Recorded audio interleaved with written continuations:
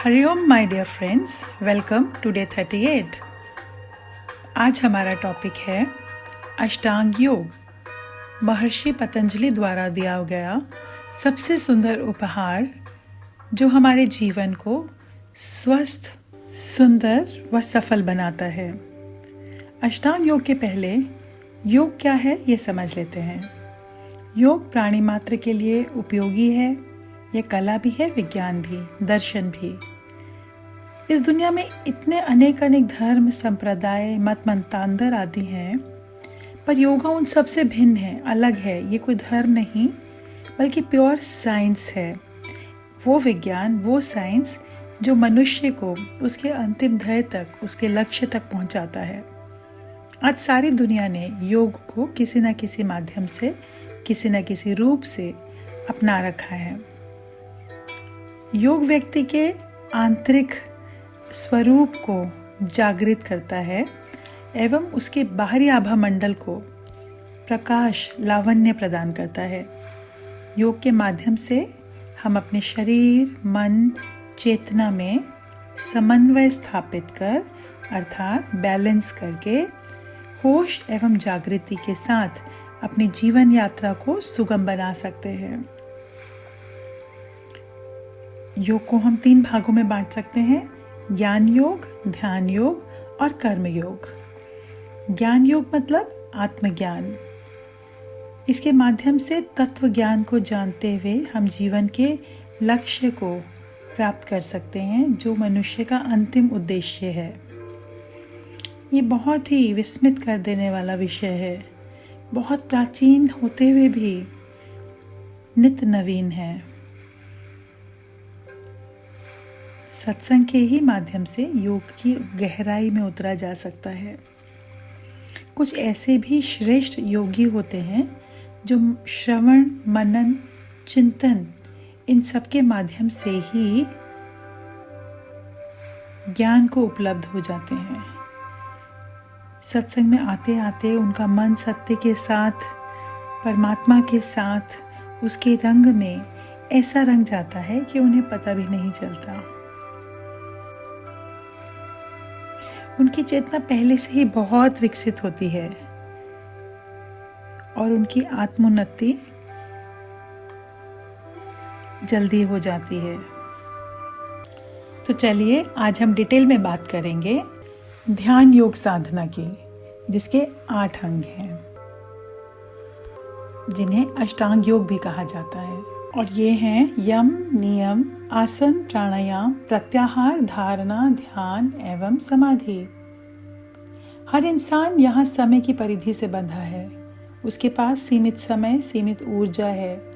यदि हम अपनी कुदरती शक्तियों का उपयोग नासमझी के साथ करते हैं तो बहुत जल्दी ही हम इन्हें खो भी देंगे। अपनी इन शक्तियों को बांध के रखना, संजो के रखना, उसी प्रकार जैसे योग की वांगमय धारा है जो प्राचीन काल से आज तक प्रवाहित होती जा रही है। यम और नियमों के द्वारा आत्म संस्कार अर्थात अधर्म को दूर करना और धर्म का आचरण करना है। अहिंसा, सत्य, अस्तेय, ब्रह्मचर्य, अपरिग्रह। एक बार फिर से रिपीट कर रही हूँ: अहिंसा, सत्य, अस्तेय, ब्रह्मचर्य और अपरिग्रह। ये 5 यम कहलाते हैं। थोड़ा डिटेल से समझते हैं। अहिंसा मतलब नॉन वायलेंस। हम अपने मन, वचन, कर्म से किसी के भी प्रति किसी भी प्रकार की हिंसा ना करें, यही अहिंसा है। पर अगर टीचर्स या पेरेंट्स बच्चों को उनकी गलतियों के लिए, उन्हें सही करने के लिए प्यार से कोई उचित दंड दें तो उसे हिंसा नहीं कहा जाता, ये अहिंसा है। अहिंसा का व्रत पालन करने वाला व्यक्ति अपने सूक्ष्म दोषों को देख भी पाता है और उन्हें दूर करने में समर्थ भी होता है। दूसरा पॉइंट है सत्य। जैसा देखा हो, अनुमान से जाना हो, सुना हो, वैसा ही मन और वाणी में होना सत्य है। या फिर ऐसा कह सकते हैं, जो पदार्थ जैसा है उसको वैसे ही जानना, मानना, बोलना और शरीर के सभी आचरण में लाना सत्य है। तीसरा है अस्ते, मन, वाणी और शरीर से चोरी का परित्याग करके उत्तम कर्मों में तन, मन, धन से दूसरों की सहायता करना अस्ते है। केवल चोरी को छोड़ देना ही अस्ते नहीं कहलाता। ब्रह्मचर्य, वेदों का पढ़ना, ईश्वर उपासना करना और वीर्य की रक्षा करना ब्रह्मचर्य है। नेक्स्ट इज अपरिग्रह, अनावश्यक और अशुभ विचारों को त्याग देना। जो वस्तु और विचार ईश्वर की प्राप्ति में हमारी मदद करें उन्हें हम ले लें, ग्रहण करें, और जो वस्तु और विचार ईश्वर की प्राप्ति में बाधक हो उनका हमें त्याग करना चाहिए। ये थे 5 यम। अब इसके बाद हैं 5 नियम, जो हैं शौच, संतोष, तप, स्वाध्याय और ईश्वर प्राणिधान।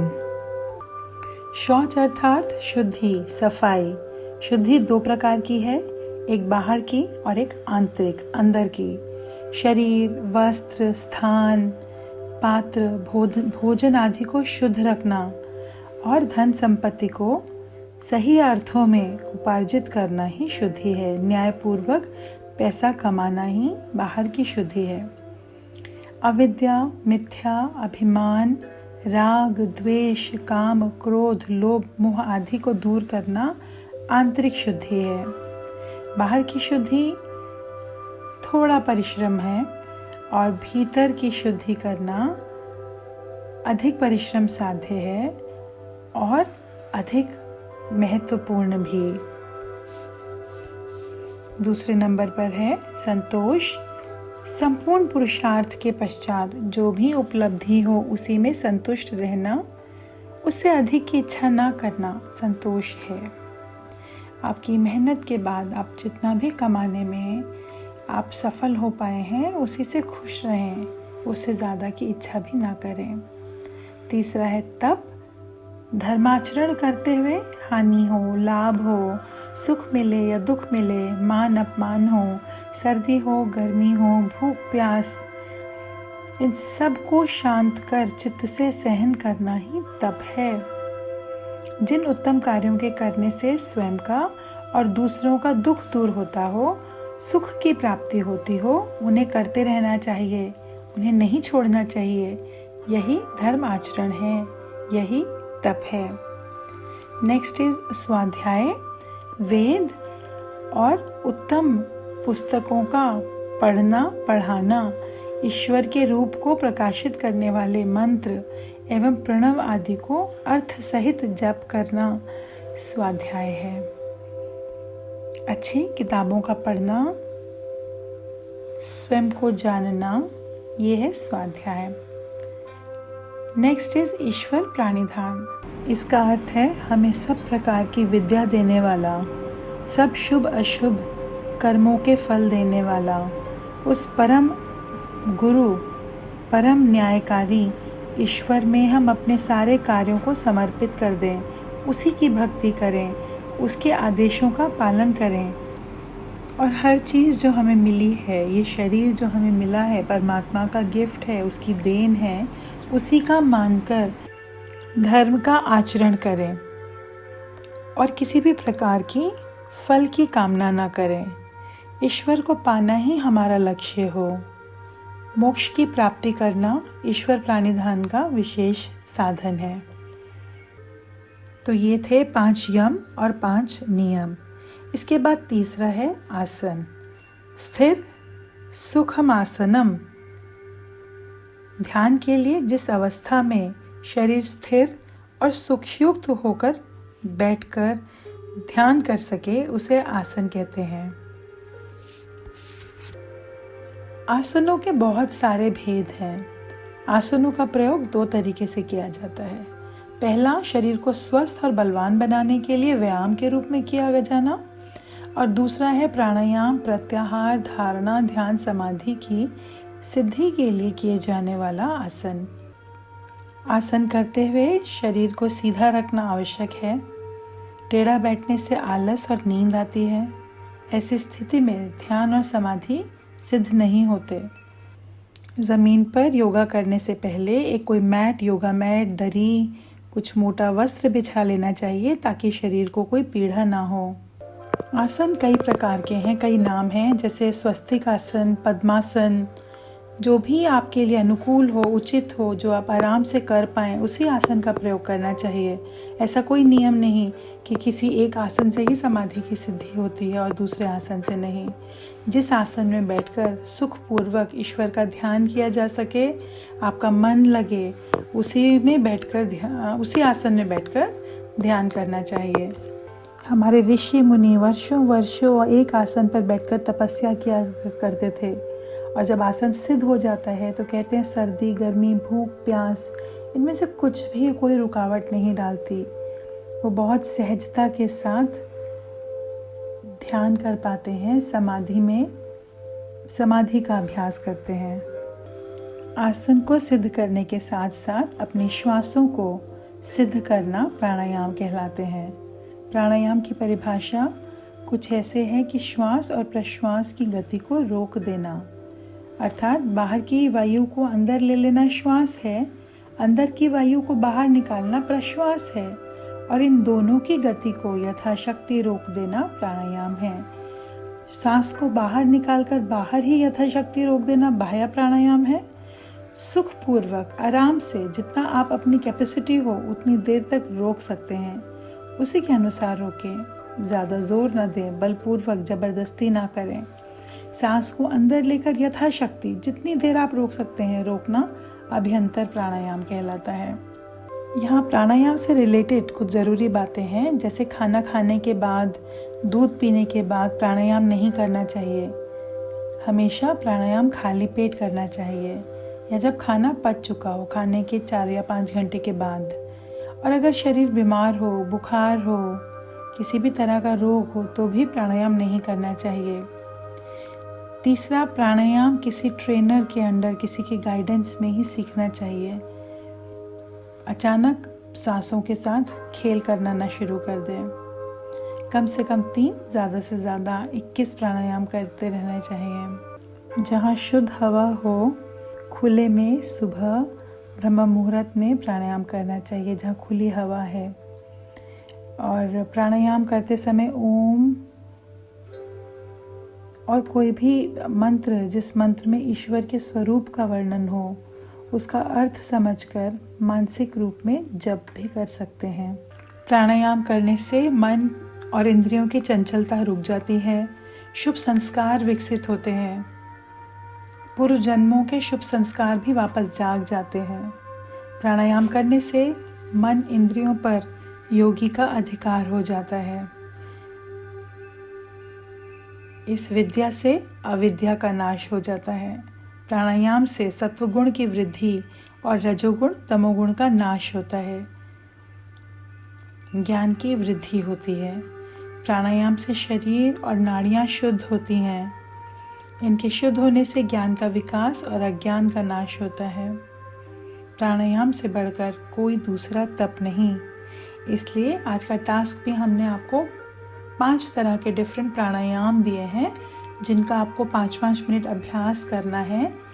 और दोस्तों, सिर्फ आज एक दिन के लिए नहीं, इसे अपनी ज़िंदगी का एक अभिन्न अंग बना लें।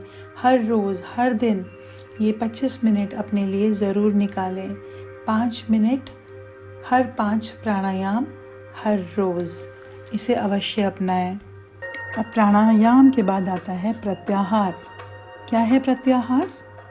जब इंद्रियां अपने अपने विषयों में संबंध न रहने पर चित्त का अनुकरण करती हैं, चित्त निरुद्ध हो जाता है तो इंद्रियां भी रुक जाती हैं। यह है प्रत्याहार।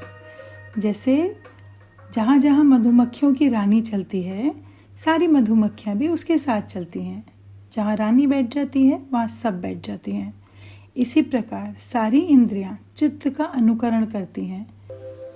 प्रत्येक योगाभ्यासी को, साधक को यह ध्यान रखना चाहिए कि वह इंद्रियों के वश में आकर कोई अनुचित कार्य तो नहीं कर रहा, और यदि वह भोजन कर रहा है तो ध्यान रखना चाहिए कि ये खाना मैं अपने शरीर की रक्षा के लिए कर रहा हूँ या रसना इंद्रिय की तृप्ति के लिए।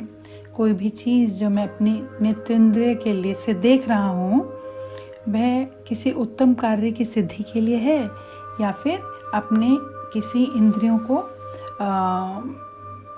की सिद्धि के लिए, तृष्णा के लिए मैं देख रहा हूँ और उसे वहीं रोक लेना चाहिए। मनु महाराज ने भी धर्म के 10 लक्षणों में से एक इंद्रिय निग्रह माना है। साधक को हमेशा अपने इंद्रियों पर नियंत्रण रखना चाहिए। धारणा मतलब कंसंट्रेशन, अपने थॉट्स को ऑब्जर्व करना, क्लीन थॉट्स को एक अपनी अच्छी आदत बना लेना। अगर हम अपने मन को सुंदर बनाते हैं, प्योर और पवित्र शुभ विचारों से, शुभ संकल्पों से और हर प्रकार के नेगेटिव विचार जैसे ईर्ष्या, किसी से नफरत करना, डिसअपॉइंटमेंट और दुख, इन तरह के विचारों को हटा करके अच्छे शुभ विचारों को अपनाना, शांति के, प्रेम के, कंपैशन के, ये धारणा है।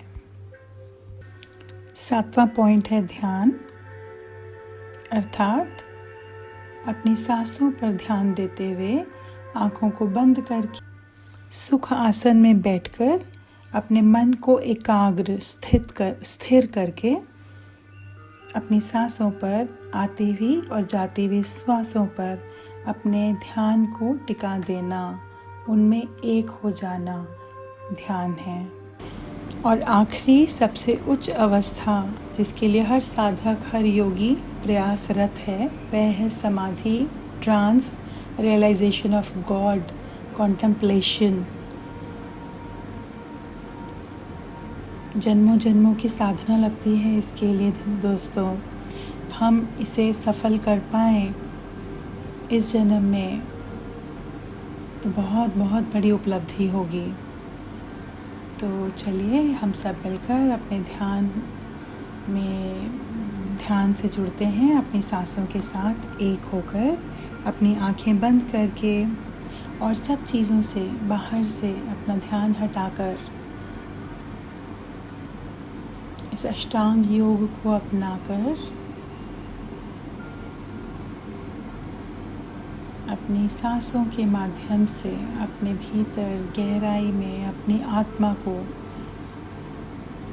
जानने का प्रयास करना।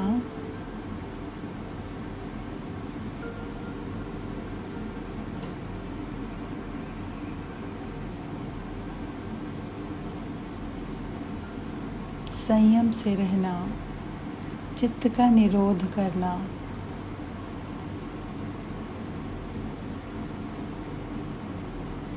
इंद्रियों पर नियंत्रण करना, मन को एकाग्र करना और उस आनंद की उपलब्धि, उस आनंद को प्राप्त कर लेना,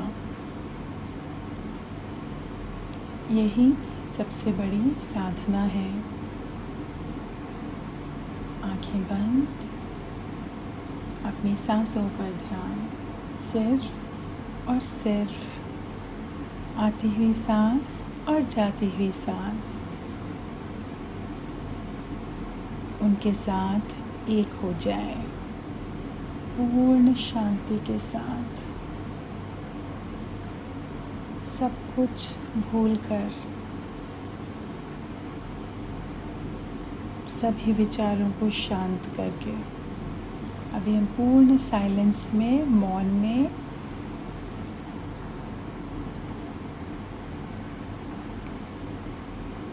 पंद्रह मिनट ध्यान करेंगे। I'll watch the time for you and you be with your breath.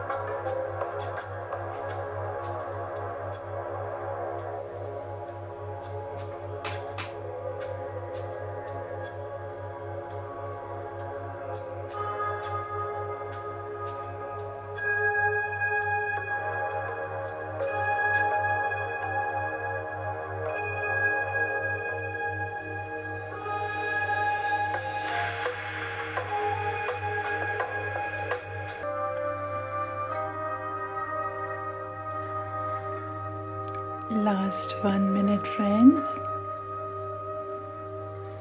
Stay connected.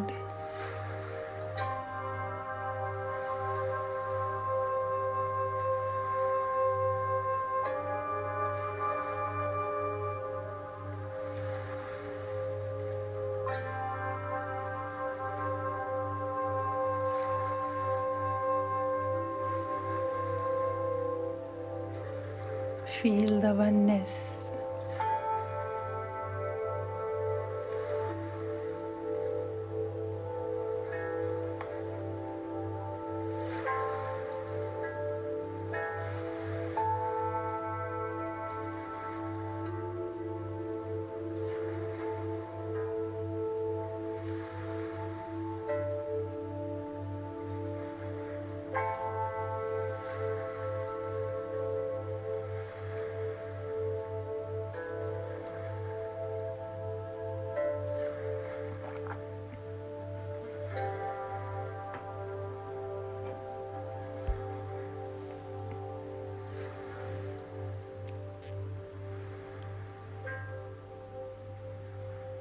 Three, 2,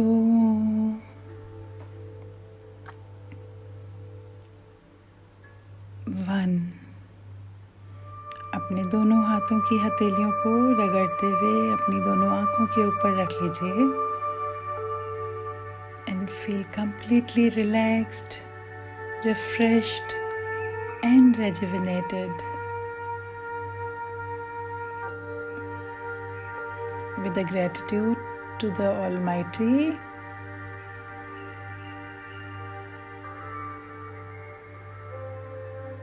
all the masters, archangels,